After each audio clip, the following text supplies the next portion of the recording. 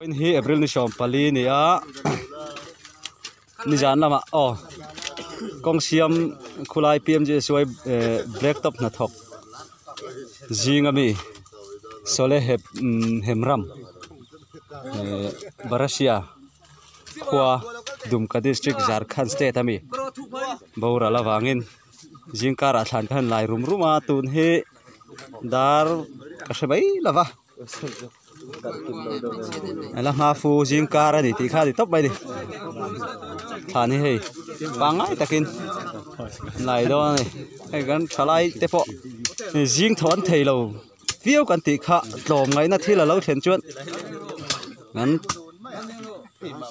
do thau ve la sang vai di tlom ngai alo ngai meu chuan han thau tlai bik ponom le min lang lawa ti tura em lo chuan tho ma viu khalo ngai lawa ti tura oma tlom ngai na thila lo ni chuan lo tho ma thei via ve to kin jingkar voin he April ne som le pali ni lockdown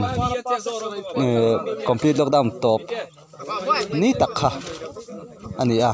maro chu lockdown hin na kal pui chun jom dona chu bang chuan kan mi thi po he ma khwala ma thleng thei lawa